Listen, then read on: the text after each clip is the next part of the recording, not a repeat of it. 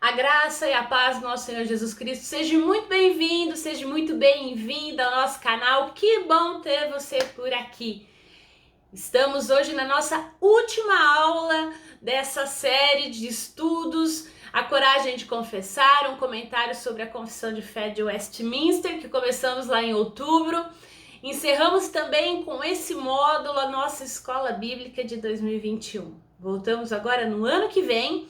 Fique ligado aí que em breve nós vamos aí divulgar o que nós vamos estudar ainda 100% online, até porque a gente entende que assim você pode aproveitar melhor, você pode assistir, ouvir essa aula onde você estiver, a hora que você quiser. Se você quiser maratonar, você pode ficar à vontade. Sabemos que nem todos têm a disponibilidade de tempo, mas e ao longo dessas 12 aulas, nós estivemos aqui toda sexta-feira, a partir das 20 horas, com o pessoal da Igreja de São Carlos.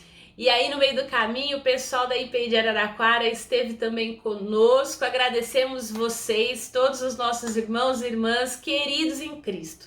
Obrigada por nos acompanhar até aqui. E hoje nós vamos encerrar essa aula falando sobre a organização e o governo da igreja. Nenhuma instituição do nosso mundo pode existir sem organização e sem uma forma de governo. E essa verdade vale também para a igreja. E diante disso, eu convido você a orar comigo então. Pai de amor, Deus eterno, nós te rendemos graças, ó Deus, tu que és soberano, que está acima de todos e todas, ó Deus, que governa todo o universo. Nós nos submetemos à tua bondosa vontade e clamamos a Deus que esse estudo seja benéfico, que ele edifique a cada um de nós e assim o corpo de Cristo. Nós rendemos graças nessa hora, agradecidos porque até aqui, durante todo esse ano, o Senhor tem nos ajudado, tem nos sustentado. Nós te rendemos graças a Deus no nome santo do Senhor Jesus. Amém.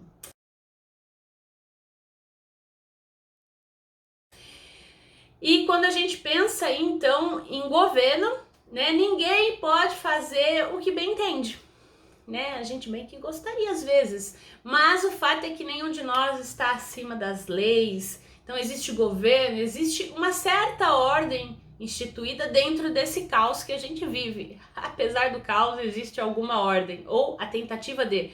Mas enfim, o fato é que todos, inclusive nós, pastores e pastoras, presbíteros e presbíteras, diáconos, diaconisas, membros, leigos, todos nós devemos respeitar e obedecer às normas da igreja.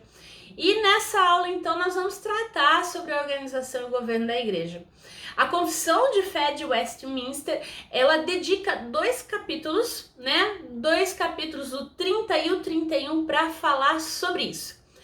E é claro que a Confissão de Fé não estabelece uma constituição para a igreja, Nós, IPI do Brasil, temos a nossa Constituição. Lembrando que a Confissão dá uma diretriz da fé que nós professamos e como exercer então essa fé em alguns aspectos da vida. A gente viu que ela tem uma grande limitação, até pelo tempo histórico em que ela foi escrita e infinitas coisas nesse sentido. Então, é claro que a confissão também, ela não dirige os nossos passos no sentido do que fazer ou como fazer, Para isso a gente tem os concílios, A gente vai ver um pouquinho sobre isso. Então, a confissão traz pra gente os princípios gerais, os princípios básicos, E esses capítulos, então, que falam da organização da igreja, o 30 e o 31, se você abrir lá na confissão, você vai ver que eles têm uns títulos, assim, interessantes. Chama Das Censuras Eclesiásticas. E o primeiro parágrafo desse capítulo diz o seguinte: o Senhor Jesus, como rei e cabeça da igreja, nela instituiu um governo nas mãos dos oficiais dele, governo distinto da magistratura civil. Basta ler então esse primeiro parágrafo para a gente perceber que o assunto do capítulo é governo da igreja, é governo eclesiástico, vamos usar esse adjetivo. E, no entanto, estranhamente, o título, das censuras eclesiásticas, e mais adiante nesse capítulo, olha o que diz o terceiro parágrafo. As censuras eclesiásticas são necessárias para chamar e ganhar para Cristo os irmãos ofensores, para impedir que os outros pratiquem ofensas semelhantes, para purgar o velho fermento que poderia corromper a massa inteira, para vindicar a honra de Cristo e a santa profissão do Evangelho e para evitar a ira de Deus. E à vista desses textos, então, nós somos obrigados a concluir duas coisas. Primeiro, que para tratar de governo da igreja, a confissão de fé usa o estranho título de censura. Vamos colocar aqui entre aspas. E segundo, o uso desse título, ele é coerente com a maneira da confissão de fé de entender o que significa governo. Pois a preocupação principal aí do capítulo é realmente as censuras eclesiásticas, A gente vê que a preocupação com essas censuras nesse capítulo especificamente reflete a tendência muito antiga aí, que se nota nas igrejas reformadas, de interpretar a disciplina em termos demasiadamente exclusivos de castigo e de perda de vista até do seu significado de capacitação, no sentido positivo, acaba perdendo um pouco esse sentido, Quando a gente ouve disciplina, para nós é castigo, é algo assim, é ruim, Ninguém gosta de ser disciplinado, quando na verdade tem um aspecto positivo. E nós devemos fazer então um exame a respeito de como tem sido tratado o governo da igreja. Será verdade que uma das preocupações aí principais de nós, pastores e pastoras, presbíteros e presbíteros, tem a ver com punição? É para isso que existe, então, o conselho da igreja? Será que o governo da igreja deve ter como finalidade principal, então, aí estabelecer castigo para aqueles que se desviam do caminho? Vamos voltar a nossa atenção para a Bíblia. Nela a gente descobre algumas coisas interessantes. Primeiro, o castigo e as punições são mencionados frequentemente, é bem verdade. Logo no início da Bíblia, por exemplo, a história de Caim e Abel, que termina no castigo de Caim. Olha lá em Gênesis 4, de 8 a 16. Os profetas, eles aparecem em vários momentos da história de Israel, anunciando castigos. Você pode ver, por exemplo, Amós, no capítulo 3, Jeremias, no capítulo 7, e por aí vai. Mas, apesar das promessas de castigo e o estabelecimento de punições, Deus não é apresentado na Bíblia como aquele que gosta de se vingar. Ao contrário, a mensagem da Bíblia é de que Deus é misericordioso, compassivo, longânimo, Nós poderíamos enumerar inúmeros textos nesse sentido, Eu vou destacar só dois aqui. Salmo 145, verso 8, que diz: benigno e misericordioso é o Senhor, tardio em irar-se e de grande clemência.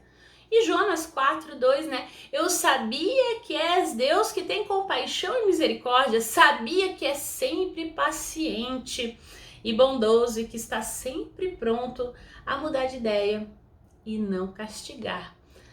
E a gente pode dizer que mesmo quando Deus envia os seus profetas para pregar a iminência do castigo, a intenção não é a simples punição, mas a correção, é a advertência. Então, foi o que Jesus afirmou.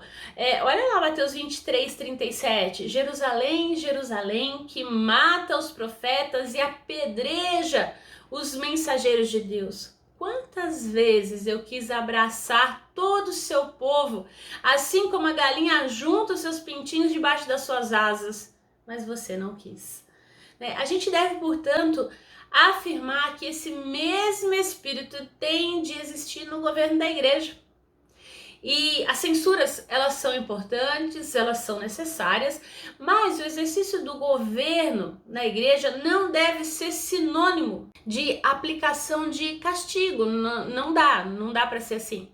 Um outro ponto que chama a atenção no texto da Confissão de Fé de Westminster a respeito do governo da igreja é o seguinte: olha lá no capítulo 31. Para melhor governo e maior edificação da igreja, deverá haver as assembleias comumente chamadas sínodos ou concílios. Aos sínodos e concílios compete decidir ministerialmente controvérsias quanto à fé e casos de consciência, determinar regras e disposições para a melhor direção do culto público a Deus e governo da sua igreja. Então, o que a gente quer destacar aqui é que a nossa confissão de fé, ela estabelece para a gente assembleias, né, que devem tomar decisões a serem seguidas pela igreja local. E a existência dessas assembleias quer dizer que as igrejas locais, elas não resolvem tudo sozinhas. E elas existem para que as igrejas locais tomem decisões em conjunto. E aí vamos olhar então para o nosso sistema de governo eclesiástico. Como é que funciona hoje? O que nós poderíamos dizer? A igreja cristã hoje, hoje pelo menos, ela possui 3 modelos de governo, ou seja, 3 formas dela ser gerida. A primeira que a gente vai chamar aqui, que você talvez já ouviu falar, que é a episcopal. Esse modelo de governo eclesiástico, ele é bastante comum. Ele se baseia na liderança de um ministro ou ministra que toma as decisões na congregação. Então, esse modelo deriva da palavra episkopos, que significa supervisor do grego. E alguém que observa de uma posição, então, superior, a preposição epi, que é sobre, né? E o verbo eskipoi, que significa examinar. Então, onde o pastor ou a pastora, ela tem autoridade sobre os componentes, né, do ministério e sobre a congregação. Ele quem manda, ela que manda, desmanda. E por estar, então, esse modelo sob a responsabilidade de um líder, ele é notório que nele a tomada de decisão, ela seja menos engessada, ela acaba sendo um pouquinho mais ágil, um pouquinho mais rápido que as demais formas de governo, né? E geralmente decide sozinho. E nesse modelo, pastor a pastora é auxiliado por outros obreiros, sim, que cooperam na tomada das decisões, mas quem bate o martelo é o bispo ou a bispa, né? Então, nesse caso, nós temos aí, por exemplo, a Igreja Metodista, que é episcopado, a Igreja Católica Romana, enfim. O outro modelo que nós temos de sistema de governo, congregacional. E nesse modelo, a congregação, ela tem a palavra final nas questões relacionadas à gestão e ao culto. O pastor, ele tem a função, né, a pastora, de pregar a palavra, de ensinar, e os demais assuntos são trazidos para a assembleia. Então, é a assembleia quem decide o que tem que ser feito em relação a qualquer tema. E uma vez tomada a decisão, todo o grupo acata. Então, é convocada uma assembleia para se decidir. As igrejas batistas, na sua maioria, são congregacionais, as assembleias de Deus, não todas, né, mas algumas, enfim. E nós temos então também o governo presbiterial. E esse sistema, ele é marcado pela condução de pessoas eleitas como presbíteros e presbíteras, agrupadas num colégio ou numa assembleia ou num conselho, que é o nosso caso, né? E o pastor a pastor tem a finalidade de pregar, zelar pela doutrina, e os presbíteros de administrar a congregação nos demais assuntos, de auxiliar o pastor nas suas atividades de visitação, por exemplo, enfim. E aí é preciso a gente entender que cada um desses sistemas, eles têm as suas funcionalidades, todos eles têm aparato bíblico para existirem, então não tem um menos ou mais bíblico que outro, e que há igrejas que se adequam mais a um sistema do que a outro. E o que não pode é haver uma igreja local sem um governo que organize ou que administre suas coisas, né? Então aí seria um caos, né? Então aí a gente tem esse slide para você ver aí melhor, né? A gente consegue, então, vamos fazer um resuminho disso, né? Então a gente tem a episcopal, que se baseia na liderança de um ministro ou ministra, que toma as decisões da congregação. O congregacional, que nesse modelo a congregação tem a palavra final nas questões relacionadas à gestão e ao culto. E o presbiterial, que esse sistema é marcado pela condução de pessoas eleitas como presbíteros, presbíteras, né, agrupados a um colégio ou assembleia. E aí, vamos pensar então, quem são esses eleitos? É o que a gente chama na IPI de oficiais. Quais são os oficiais da igreja? Então os pastores e pastoras ou presbíteros docentes também, né? O pastor e pastora não deixa de ser um presbítero. Nós temos aí, se a gente for olhar, então, o Novo Testamento apresenta pra gente os bispos e ministros, né, como sendo líderes voltados ao exercício da pregação, do discipulado, do evangelismo e também do ensino. E ele também, assim, esse bispo, pastor, enfim, tem o dever de trazer ordem para o culto. Né? É o pastor, a pastora que é responsável pela liturgia do culto, né? O trabalho pastoral exige, então, muita responsabilidade e deveres. E além de zelar pela coerência na pregação da palavra, né, o pastor, a pastora deve zelar pelo cuidado do rebanho. O apóstolo Paulo, ele enumerou algumas características necessárias para o exercício do ministério. Então, o pastor, a pastora deve ser honesto, marido ou esposa de um só, sóbrio, apto para ensinar, não pode ser uma pessoa violenta, nem avarenta, deve ser moderado e dar um bom testemunho dos que estão fora da igreja. E por essas características a gente pode observar que Deus exige dos seus ministros um alto padrão de qualidade, de vida moral, para estar diante de uma congregação. É um grande desafio. E a palavra ainda exige que o pastor, a pastora não seja neófito, ou seja, uma pessoa sem experiência, novo na fé, né? Não madura, vamos usar esse termo aí. O motivo dessa ordem é para que o pastor ou a pastora, por imaturidade ou por falta de experiência, não se torne soberbo, não caia na condenação do diabo. São muitas realmente as exigências para quem aspira o ministério. E aí a gente tem os presbíteros, presbíteras regentes, no nosso caso, né? E aí, presbítero era o nome dado aos anciãos, né? Então, quando a gente vê aí presbi, que é ancião, por força da experiência da vida, né? Homens e mulheres de mais idades eram requisitados para auxiliar no exercício da liderança, aconselhando na tomada das decisões, né? Então, o sinédrio, né, ou gerúsia, era composto naquela época de Jesus por 70 anciãos. Os gerantos, da raiz geron, que vem a expressão geriátria, por exemplo, né? Geriatria, pessoa de mais idade.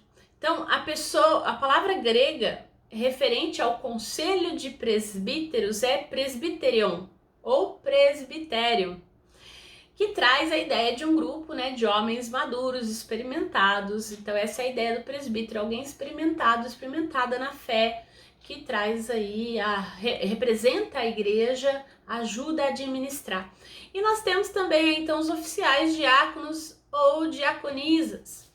Ser diácono na igreja primitiva era uma posição de grande honra e ao mesmo tempo de grande responsabilidade, né? Atos 6:3 nos fala que os primeiros diáconos deveriam ser pessoas de boa reputação, de boa fama, serem pessoas confiáveis, cheios do Espírito Santo e de sabedoria. Eles deveriam ser reconhecidos como pessoas de caráter ilibado. E outros requisitos ao diaconato foram acrescentados ao longo do tempo pelo apóstolo Paulo, quando ele escreve a Timóteo, né, indicando como, por exemplo, ser homem de palavra, não ganancioso, marido de uma mulher só, de boa consciência. E os diáconos ou diaconisas, né, visto que também a gente tem, por exemplo, Dorcas, né, no Novo Testamento, os diáconos deveriam cuidar das atribuições relacionadas às questões sociais da igreja, né, a distribuição e o auxílio daqueles que passavam necessidade. E também o que pese aí dedicar-se à oração e também ao ministério da palavra, né? Falar, né? Então a gente vê que falar da palavra não é algo apenas restrito aos pastores e pastoras. E a gente vê também que quando a gente olha para o Novo Testamento, por exemplo, em Atos 6, a gente vê, por exemplo, o primeiro mártir Estevão, que era um diácono a quem Deus usou com sabedoria, operando milagres e falando da palavra de Deus. Então, a gente vê que ele é a primeira pessoa que, após a ressurreição de Jesus, vê Jesus de pé ao lado de Deus, à sua direita. Então, a gente também tem Filipe, outro diácono que foi usado por Deus na área do evangelismo, né, de milagres que ele fez na Samaria, que evangelizou o eunuco etíope, por exemplo, no deserto, que teve experiência de arrebatamento, enfim, né, várias situações. Então, esses são os três que a gente chama de oficiais na igreja. A IPI do Brasil é uma federação de igrejas locais, né? Nós estamos aí espalhados pelo Brasil com o objetivo de levar a todos os brasileiros e brasileiras o amor e a salvação que existe em Jesus Cristo. As nossas raízes se encontram então na Reforma Protestante do século XVI. Nós professamos a confissão de fé de Westminster como a nossa confissão de fé. E sendo assim uma igreja histórica também, nós valorizamos o passado, mas sem desprezar o presente e buscando, né, sempre oferecer respostas para as dúvidas da nossa sociedade em constante mudança. E as nossas igrejas locais, elas são comunidades com características ímpares. Nós não temos assim uma padronização. Olha, toda IPI tem que ser assim, tem que ser assada. Não, isso é maravilhoso, né? Nós temos aí essa liberdade de expressar a nossa fé. Isso vale para o culto, né? O que para nós é caro é a forma de governo, né? Nós não abrimos mão da forma de governo, então por isso nós somos presbiterianos. E nesse sentido, olha como é que funciona. Eu fiz aí um desenho, eu gosto de desenho, eu gosto de ver as coisas, para você entender, né? Então a gente tem aí, vamos olhar lá embaixo primeiro. Olha só, a gente tem a igreja local, que é a IPI de Araraquara, né? Somos aí a congregação de São Carlos também, que estamos ligados à igreja de Araraquara. A igreja de Araraquara está ligada, então, ao presbitério do Oeste, que está ligado ao Sínodo Ocidental, que está ligado à Assembleia Geral. Então, cada concílio é responsável por algo, né, nesse sentido. Então, nós temos aí a igreja que responde ao presbitério, o presbitério responde ao sínodo e o sínodo responde a AG. Nesse sentido, né, somos jurisdicionados. Então, sempre que a gente, por exemplo, vai subir um documento, uma consulta doutrinária, por exemplo, quem resolve questões de doutrina na IPI? A Assembleia Geral. Então, esse documento tem que passar pelo conselho local, depois o conselho vai encaminhá-lo para o presbitério, que encaminha para o sínodo, que encaminha para a Assembleia Geral. E a Assembleia Geral, ela tem a prerrogativa, ela pode, por exemplo, mandar o documento direto para o conselho, né? Ela tem essa prerrogativa, essa autoridade, né? O que foge, só a gente pode fazer isso, né? Do contrário, não, né? Toda vez que a gente sobe um documento, a gente tem que seguir o sistema, né? O que a gente chama, às vezes, por exemplo, eu quero mandar o documento para o sínodo e eu mandar direto, a gente chama de vice de encaminhamento. Por quê? Porque ele precisa seguir essa ordem de jurisdição. Então, nós somos um sistema jurisdicionado, né? Então, seguimos dessa forma na IPI do Brasil. E nós sabemos que a nossa igreja ela tem uma estrutura de governo que obedece, então, uma posição segundo a Confissão de Fé de Westminster. Então, nós temos os presbitérios, os sínodos, a Assembleia Geral, que são as assembleias do qual fala a Confissão de Fé. E tudo isso quer dizer que a nossa igreja local, por exemplo, né, a congregação de São Carlos, a IPI de Araraquara, nós não estamos isolados, nós estamos ligados a todo esse sistema, né, nos quais as decisões elas são tomadas levando em consideração os outros, o corpo de Cristo, né? Isso está de acordo com o espírito da igreja de Atos dos Apóstolos. No livro de Atos, né, nós temos lá uma narrativa que apresenta uma assembleia, né, que havia um problema não resolvido lá de judeus e gentios que tinham opiniões diferentes a respeito da circuncisão e da obediência da lei mosaica. Né, e lá existe uma assembleia, existe uma solução, todos se resolvem. Depois você olha lá em Atos 15, que eu não vou contar toda a história para você, não. E aí a gente vê que é realizado ali o que a gente chama ali do primeiro concílio da igreja, né? Então, não existe um isolamento, o evangelho ele nos une e essa união leva nós então a nos reunirmos dessa forma. Nós que somos então presbiterianos temos o sistema presbiterial de governo, mas o fato é que nós não podemos deixar de falar que o governo pode errar. Sim, o governo pode errar, nós somos humanos. E é o último ponto que eu quero destacar aqui para você, no texto da Confissão de Fé, que está lá no capítulo 31, parágrafo 3, que diz: todos os sínodos e concílios, desde os tempos dos apóstolos, quer gerais, quer particulares, podem errar, e muitos têm errado. Eles, portanto, não devem constituir regra de fé e prática, mas devem ser usados como auxílio em uma e outra coisa. E nesse parágrafo, há duas coisas que nós precisamos observar. Em primeiro lugar, está a limitação dos sínodos e concílios. Na história da igreja, aconteceram já inúmeros concílios. Em todos eles, os mais diferentes problemas foram discutidos, explanados, resolvidos. Outros não. O fato é que a gente crê na direção de Deus sobre a sua igreja. É claro que as reuniões dos concílios, elas acontecem com oração, para que se busque a orientação do Espírito Santo, a vontade de Deus nas decisões. Mas assim mesmo, nós não podemos esquecer que nós somos homens e mulheres corrompidos pelo pecado. Então, nas reuniões dos concílios, nós somos seres humanos, pecadores, imperfeitos, que carecem da graça de Deus e que podemos nos enganar. Todos nós, sem exceção. E é exatamente por essa razão que a Confissão de Fé de Westminster ensina que nenhum concílio deve constituir regra de fé e prática. Isso quer dizer que a única regra de fé e prática que nós temos é a Bíblia. Então, nada é comparado a ela. E nenhuma decisão conciliar tem a mesma importância que a Bíblia. E em segundo lugar, nós devemos destacar a importância dos concílios. Não devemos desprezar só porque eles são falíveis, porque eles erram. Mesmo podendo cometer erros, os concílios têm uma grande importância na vida da igreja. Na linguagem da Confissão de Fé de Westminster, as decisões dos concílios devem ser usadas como auxílio para a fé e a prática dos crentes, é verdade. E é exatamente esse o caso da Confissão de Fé de Westminster. Ela não tem a mesma importância que a Bíblia. A gente pode gostar, ter um afeto, mas ela não é a palavra de Deus. Ela não possui a mesma autoridade que a Bíblia possui. Contudo, a confissão serve para nos auxiliar a compreender melhor a Bíblia que nós temos e a viver melhor de acordo com o seu ensino. E assim eu espero que durante esse tempo que nós fizemos o comentário, que você teve aí contato, que você leu a confissão, que a gente encerre esse estudo a respeito da confissão de Westminster com uma avaliação. O que foi que você aprendeu com tudo isso que a gente estudou? Que posições nós devemos tomar frente à nossa confissão de fé?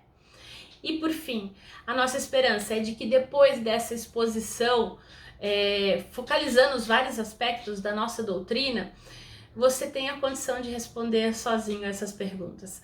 Mas se você não tiver, se você tiver com dúvida e quiser perguntar, questionar, nós estamos aí disponíveis. Deixe sua pergunta, escreva, estamos à disposição. Espero que esse estudo tenha feito bem a você, que tenha ajudado aí na sua fé, na construção da sua fé, e que Deus o abençoe no nome santo do Senhor Jesus. E até a próxima, se assim Deus nos permitir, em nome de Jesus.